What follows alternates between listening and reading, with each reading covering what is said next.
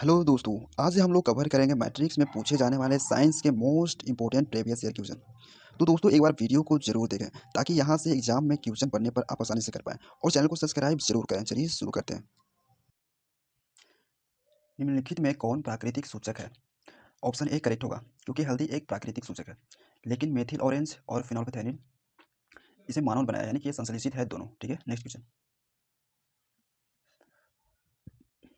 OH अभिक्रिया मूलक वाले यौगिक का नाम क्या है? दोस्तों जिसके साथ OH समूह जुड़ा होता है तो वो अल्कोहल का होता है। ठीक है, अल्कोहल। और कीटोन की अगर बात करें तो होता है इसका CO। ठीक है, और एल्डिहाइड का होता है CHO। अम्ल का तो समझ ही रहे हैं दोस्तों, जो H+ आयन का त्याग करता है, ठीक है, उसे हम लोग अम्ल कहते हैं। और क्षार बोलते हैं जो OH- का त्याग करता है। ठीक है, नेक्स्ट क्वेश्चन। कैल्शियम कार्बाइड जल के साथ अभिक्रिया करके क्या देता है? दोस्तों कैल्शियम कार्बाइड का सूत्र होता है CaC2। ठीक है, जब इसको जल के साथ अभिक्रिया करवाते हैं तो मिलता है, नहीं, तो इसका आंसर हो जाएगा एथाइन, डी ऑप्शन। ठीक है। ओजोन के एक अणु में ऑक्सीजन के परमाणुओं की संख्या कितनी होती है? दोस्तों ओजोन का सूत्र होता है O3, यानी कि इसमें ऑक्सीजन के 3 परमाणु मिलकर बनते हैं। ठीक है, तो सी ऑप्शन करेक्ट हो जाएगा। Next question. कमरे के ताप पर द्रव अवस्था में रहने वाला धातु आपका है पारा। ठीक है, पारा एक ऐसा धातु है जो कि कमरे के तापमान पर द्रव अवस्था में पाया जाता है। दोस्तों एक क्वेश्चन और बन सकता है कि कौन सा ऐसा है केवल एक धातु है जो कि द्रव अवस्था में पाया जाता है, तो आपका आंसर हो जाएगा ब्रोमीन। ठीक है, और एक क्वेश्चन यहाँ से भी बन सकता है कि कौन सा सबसे हल्की धातु है, तो है आपका लिथियम। ठीक है, और ये तो है समझ रहे हैं कैल्शियम जिसका परमाणु क्रमांक 20 होता है, सोडियम का 11। ठीक है, नेक्स्ट क्वेश्चन।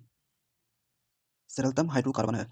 दोस्तों सरलतम हाइड्रोकार्बन है मीथेन, जिसका सूत्र होता है CH4। ठीक है, और प्रोपेन का सूत्र होता है C3H8, और एथेन का C2H6, और ब्यूटेन का होता है C4H10। ठीक है, नेक्स्ट क्वेश्चन। निम्नलिखित में कौन क्षारीय ऑक्साइड है? दोस्तों क्षारीय ऑक्साइड धातु बनाते हैं। ठीक है, और अम्लीय ऑक्साइड बनाते हैं अधातु। ठीक है, तो देख लीजिए सल्फर आपका धातु है, नाइट्रोजन भी धातु है, फास्फोरस भी धातु है, लेकिन सोडियम आपका धातु है, तो सोडियम का ऑक्साइड हो जाएगा आपका क्षारीय। ठीक है, यानी डी ऑप्शन करेक्ट। बाकी देखिए ये भी धातु है, सल्फर भी, नाइट्रोजन भी और फास्फोरस भी, यानी कि ये तीनों है आपका अम्लीय। ठीक है, क्योंकि धातु का ऑक्साइड जो होते हैं वह अम्लीय होते हैं। Next question. बेकिंग पाउडर एक मिश्रण है? दोस्तों बेकिंग पाउडर का सूत्र होता है, नहीं, बेकिंग सोडा का सूत्र होता है NaHCO3। ठीक है, लेकिन बेकिंग पाउडर तब कहलाता है जब NaHCO3 के साथ टर्टरिक अम्ल मिल जाता है, यानी कि डी ऑप्शन करेक्ट होगा। Next question.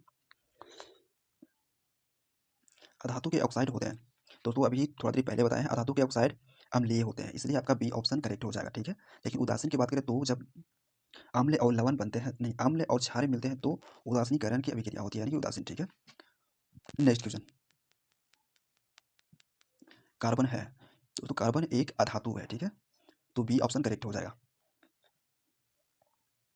निम्न में से कौन सा असंतृप्त हाइड्रोकार्बन है? दोस्तों असंतृप्त हाइड्रोकार्बन एल्केन होता है, और असंतृप्त हाइड्रोकार्बन एल्किन और एल्काइंस होते हैं। ठीक है, तो देखिए ये आपका एल्किन, नहीं क्या है, एक मतलब यानी कि एल्केन है। एल्किन का सूत्र होता है CnH2n+2। ठीक है, तो इसके पर रखिएगा तो आपका आएगा ये वाला। ठीक है, ये आपका मेथिन का सूत्र है, और ये आपका है एल्केन का सूत्र। ठीक है, और ये आपका हो गया एल्काइन का सूत्र, क्योंकि C2H4 है। एल्काइन का सूत्र होता है C2H2n, बस सिर्फ इतना होता है, तो इस पर रखिएगा तो ये फॉर्मूला आएगा। और एल्काइन का सूत्र होता है C2H2n-2। ठीक है, नेक्स्ट क्वेश्चन। तो आपका आंसर हो जाएगा ये सी वाला, क्योंकि यह एल्काइन है। ठीक है, और ये दोनों एल्केन है। Next question. एरोमेटिक हाइड्रोकार्बन है? दोस्तों एरोमेटिक हाइड्रोकार्बन का सूत्र होता है CnH2n-6। ठीक है, तो इसके अनुसार आपका आंसर हो जाएगा सी वाला। ठीक है, ये आपका मेथेन है। ठीक है, और ये आपका एथाइन, नहीं एथीन है ये, और ये तीन दोनों से दोनों आर्सेनिक की ब्यूटेन का सूत्र ये है। Next question. निम्नलिखित में कौन अक्रिय गैस है? दोस्तों अक्रिय गैसों की कुल संख्या 6 है, जिसमें से है हीलियम, नियॉन, आर्गन, क्रिप्टॉन, जेरॉन, रेडॉन। ठीक है, तो यहाँ बी ऑप्शन में हीलियम दिख रहा है, यानी कि ये आपका अक्रिय गैस है। ठीक है, कार्बन तो जान ही रहे हैं एक अधातु है, और हाइड्रोजन भी अधातु है, लेकिन चांदी एक धातु है। यहाँ से बन सकता है क्वेश्चन कि विद्युत का सबसे अच्छा चालक कौन है, तो आपका आंसर होगा चांदी। Next question. निम्नलिखित में कौन उपधातु है? तो इसका आंसर एंटीमनी, ठीक है, सी ऑप्शन करेक्ट हो जाएगा। नेक्स्ट क्वेश्चन, पौधों में श्वसन होता है, जो तो पौधों में श्वसन जड़ के द्वारा भी होता है, पत्तियों के द्वारा भी होता है और तने के, यानी कि डी ऑप्शन करेक्ट हो जाएगा इनमें से सभी। निम्न में स्वपोषी कौन है? दोस्तों स्वपोषी हम लोग उसे बोलते हैं जो कि अपना भोजन स्वयं बनाते हैं, ठीक है। तो मछली भी दूसरे पर डिपेंडेंट होता है, अमीबा भी दूसरे पर डिपेंडेंट होता है, कीट भी, लेकिन पौधे जो होते हैं वह अपना भोजन स्वयं बनाते हैं प्रकाश की उपस्थिति में क्लोरोफिल के द्वारा, ठीक है। तो ये ऑप्शन हो जाएगा। दोस्तों अमीबा की बात करें तो ये द्विवीय विखंडन के द्वारा प्रजनन करते हैं, ठीक है। नेक्स्ट क्वेश्चन, प्रकाश के परावर्तन के कितने नियम है? प्रकाश का परावर्तन का 2 नियम है और प्रकाश का अपवर्तन का भी 2 नियम है, ठीक है। नेक्स्ट क्वेश्चन,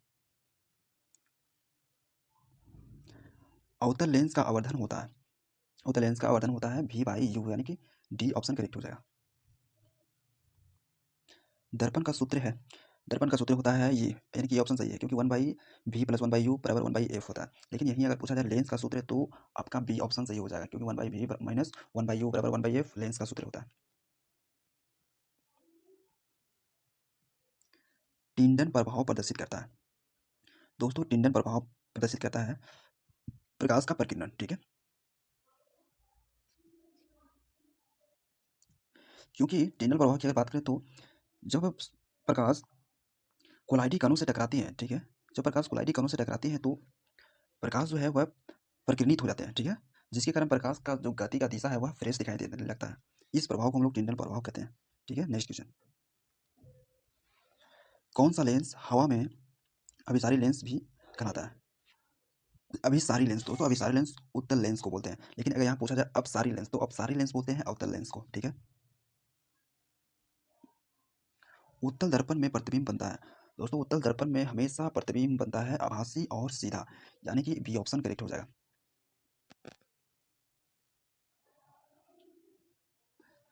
प्रकाशिक माध्यम कितने प्रकार के होते हैं? दोस्तों प्रकाशिक माध्यम जो है 2 प्रकार के होते हैं, एक होते हैं अपारदर्शिक, एक होते हैं पारदर्शिक, ठीक है। डायनमो परिवर्तित करता है, दोस्तों डायनमो यांत्रिक ऊर्जा को विद्युत ऊर्जा में कन्वर्ट करता है, यानी कि बी ऑप्शन आपका करेक्ट हो जाएगा, ठीक है। और बात करें जैसे रासायनिक ऊर्जा को विद्युत ऊर्जा में परिवर्तित करता है तो कौन करता है?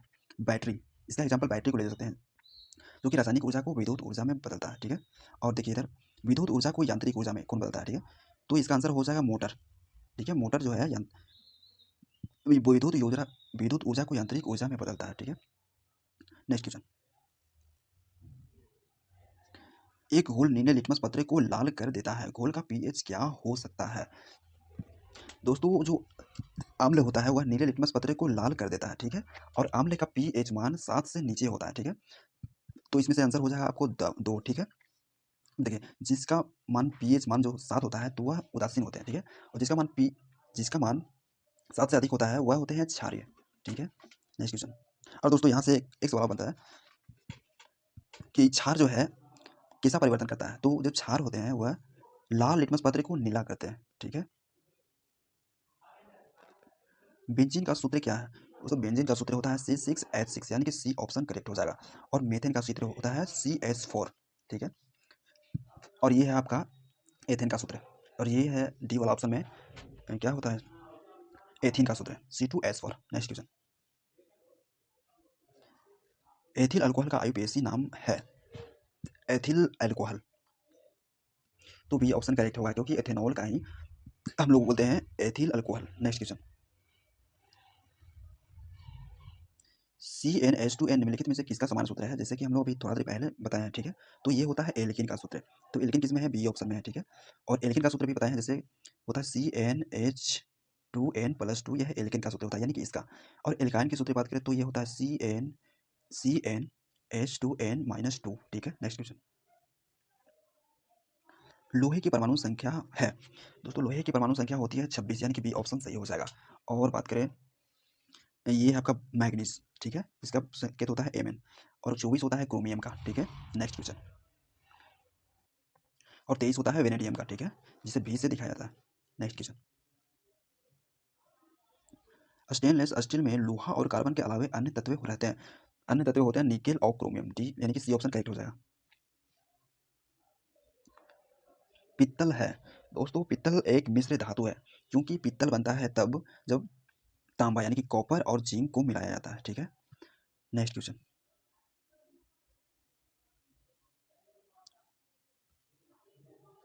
निम्नलिखित यौगिकों में कौन अम्ल है? दोस्तों अम्ल आपका हो जाएगा H2SO4। ठीक है, और ये आपका क्षार है क्योंकि OH जुड़े हुए हैं इससे धातु के साथ। ठीक है, और ये भी आपका एक क्षार है। नेक्स्ट क्वेश्चन, निम्नलिखित में कौन सा निम्नलिखित में कौन संख्या प्रकाश के अपवर्तन के नियम के लिए सही है? दोस्तों तो आपका ए ऑप्शन करेक्ट हो जाएगा क्योंकि प्रकाश के अपवर्तन के दो नियम होते हैं।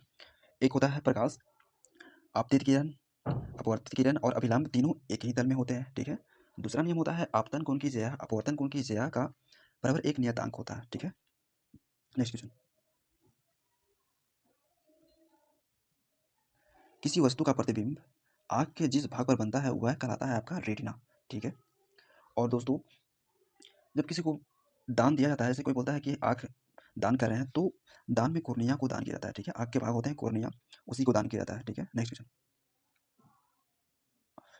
किसी माध्यम के अपवर्तनांक म्यू का मान होता है, म्यू का मान होता है साइन आई बटा साइन आर। ठीक है, यानी कि बी ऑप्शन करेक्ट हो जाएगा।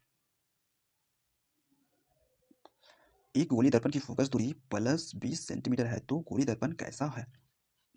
दोस्तों इसका आंसर हो जाएगा आपका उत्तल। ठीक है, अगर माइनस में रहता है, फोकस दूरी अगर माइनस में हो तो उसका आंसर हो जाएगा अवतल। ठीक है, हमेशा उत्तल उत्तल दर्पण की फोकस दूरी हमेशा पॉजिटिव होते हैं। ठीक है, और अवतल दर्पण की फोकस दूरी हमेशा नेगेटिव होते हैं। नेक्स्ट क्वेश्चन, तालाब का जल कम गहरा दिखाई देने का कारण? तो उसका आंसर हो जाएगा आपका अपवर्तन। ठीक है, और दोस्तों परावर्तन समझ ही रहे हैं, एक ही माध्यम से परावर्तित होकर लौट जाता है प्रकाश, तो हम उसे परावर्तन बोलते हैं। जैसे इधर से प्रकाश आया और इसी माध्यम में लौट गया तो इसे परावर्तन बोलते हैं। ठीक है, ध्रुवन हम लोग तब बोलते हैं जब से मान लीजिए एक प्रकाश इधर से आ रहा है। ठीक है, कुछ मतलब फिर इधर चल गया, फिर मान लीजिए दूसरा प्रकाश है, इधर मुड़ गया, फिर इधर मुड़ गया, इधर आ गया, तो जहाँ जहाँ एक दूसरे से मिलने की क्रिया को ही हम लोग ध्रुवन बोलते हैं। ठीक है, और विवर्तन की बात करें, जैसे मान लीजिए प्रकाश इधर से आ रहा है। ठीक है, लेकिन बीच में कण को पड़ने के कारण यह अपना रास्ता मोड़ लेता है। ठीक है, ऐसे मान लीजिए यहाँ पर प्रकाश आ रहा है, यहाँ कण होने के कारण यह अपना रास्ता मोड़ लेता है, तो इस घटना को हम लोग विवर्तन बोलते हैं। नेक्स्ट क्वेश्चन, दोस्तों ये हमारा लास्ट क्वेश्चन था। ठीक है, मिलते हैं नेक्स्ट वीडियो में। Thank you for watching this video.